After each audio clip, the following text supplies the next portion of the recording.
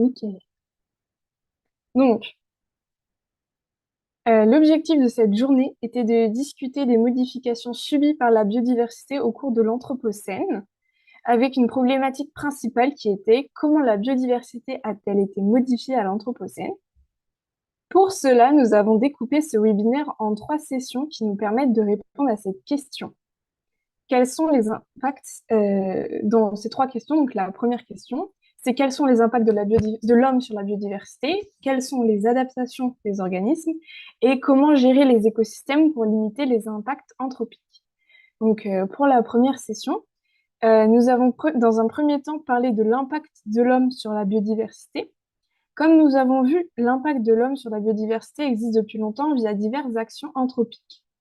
Nous nous sommes donc demandé comment les actions de l'homme pouvaient impacter la biodiversité. Suite à l'intervention de Clara Marino sur les espèces exotiques envahissantes, celle-ci nous a permis d'avoir de meilleures connaissances sur les conséquences écologiques que peuvent avoir ces invasions biologiques. La disparition de certaines espèces va avoir des conséquences écologiques et fonctionnelles sur la résistance des espèces, et ça va dépendre des caractères écologiques de ces espèces. Ça a été vu notamment sur les amphibiens et par exemple la présence de serpents arboricoles bruns sur les îles et qui ont décimé les populations d'oiseaux. L'intervention de Camille Leclerc sur la biodiversité endémique insulaire face aux changements globaux nous a permis d'affiner notre compréhension sur les écosystèmes insulaires et leur biodiversité qui sont très vulnérables, de par leur isolement géographique et également leur difficulté à s'adapter lors de l'apparition de nouvelles espèces. Ça va être surtout dû au fait qu'ils sont isolés. Également, il est important de dire que l'élévation du niveau de la mer due au changement climatique présente un risque important pour ces écosystèmes insulaires.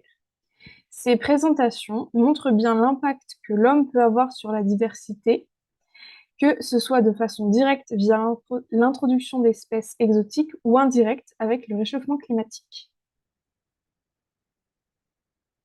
Parole à Thomas.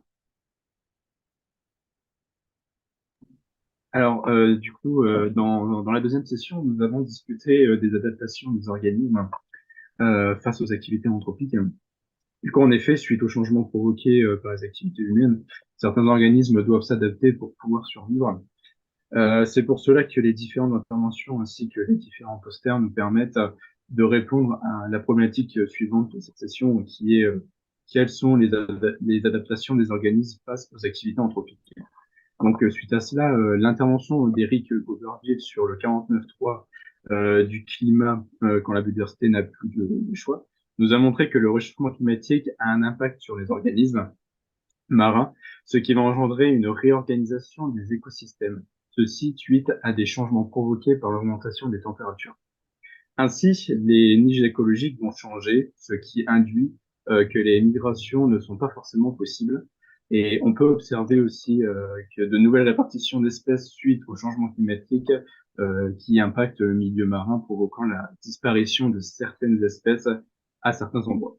Ensuite, l'intervention de Yuna Gouef, le Gouef, sur les réponses des espèces végétales face au changement climatique nous a permis de dire que les organismes peuvent s'adapter au changement des conditions du milieu chez certaines plantes, mais elles vont subir des modifications morphologiques pour favoriser leur survie ou éviter de perdre trop d'eau par l'évapotranspiration, par exemple, et également une tolérance plus élevée aux températures importantes.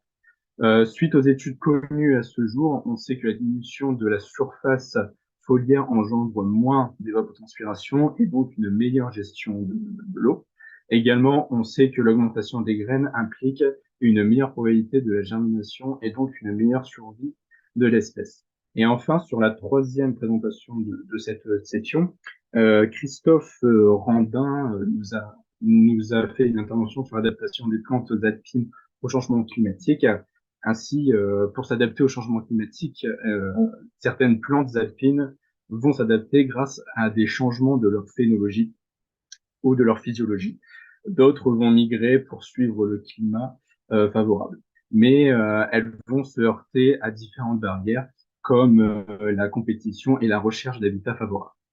Enfin, du coup, ces trois présentations ont permis de bien décrire les adaptations des organismes face aux activités anthropiques. Cependant, il y a certaines espèces qui subissent cette pression importante, qui ne résistent pas à ces facteurs, qui induisent parfois l'extinction d'entre elles, en fait. Du coup, là, je vais passer la main à mon camarade Simon. Merci. Donc, nous avons vu avec les deux premières sessions que les activités anthropiques engendrent des modifications au niveau de la biodiversité et donc que certains organismes vont essayer de s'adapter pour survivre. Au cours de la troisième session, nous avons discuté des moyens de gestion des écosystèmes qu'il est possible de mettre en place pour essayer de limiter les impacts anthropiques. Les différentes interventions et les différents posters présentés au cours de cette session vont nous permettre de répondre à la problématique suivante qui est comment gérer les écosystèmes pour limiter les impacts anthropiques.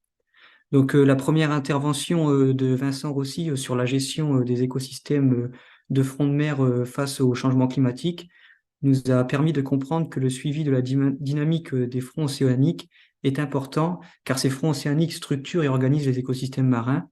De plus, ce suivi est important pour la gestion du milieu marin, car il permet, par exemple, de déterminer une zone dans laquelle il serait judicieux de mettre en place une aire marine protégée.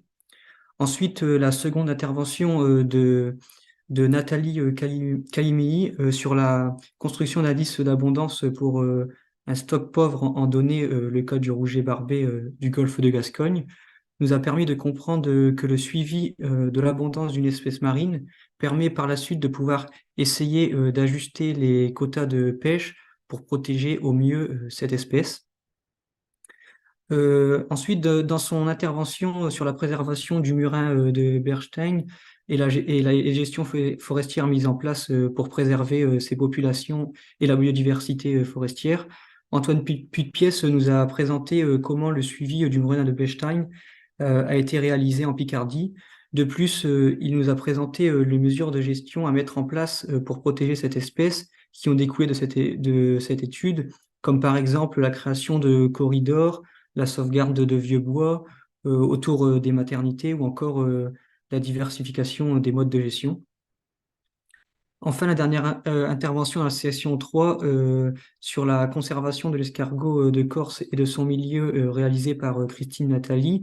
Dans cette intervention, Christine Nathalie nous a présenté les méthodes de gestion mises en place pour essayer de réimplanter l'escargot de Corse dans la nature et donc notamment avec des essais d'élevage de celui-ci en milieu semi-naturel, mais aussi avec la sensibilisation du grand public pour essayer d'impliquer le grand public dans ce projet. Et enfin, l'intervention d'Eugène Moret dans la session 1 sur la caractérisation fonctionnelle des communautés de macro-invertébrés du sol et son intérêt pour comprendre le potentiel de régulation biologique fourni par ces communautés nous a permis de voir qu'il est possible d'essayer de gérer les ravageurs du sol grâce à la biodiversité présente dans les agrosystèmes. Je vais donc passer la main à Solène. Ces présentations nous ont montré que, suite aux modifications qu'a subies la biodiversité au cours de l'Anthropocène, plusieurs moyens de gestion peuvent être mis en place pour essayer de protéger, de conserver ou de restaurer au mieux cette biodiversité. De plus, ces présentations nous ont permis de voir qu'avant de mettre en place une gestion, un mode de gestion, pour une espèce en danger, il faut tout d'abord réaliser un travail de suivi pour bien reconnaître l'espèce.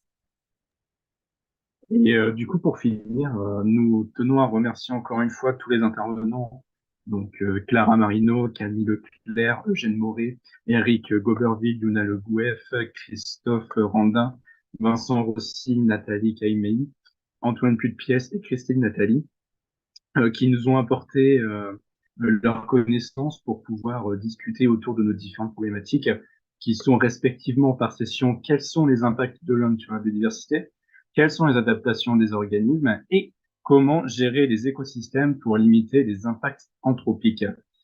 Enfin, nous tenons aussi à remercier les professeurs qui nous ont épaulés dans l'organisation de cette journée. Et pour finir, nous tenons enfin à remercier les personnes qui ont assisté à ce webinaire et notamment pour leur participation lors des moments d'échange. Merci beaucoup. On va vous faire parvenir un lien vers un Google Form pour que vous puissiez donner votre avis. Normalement, il est dans le chat et vous pourrez donner votre avis sur le webinaire et la journée que vous avez passée avec nous aujourd'hui. Merci. Bonne fin de journée. Merci. Merci, bonne journée.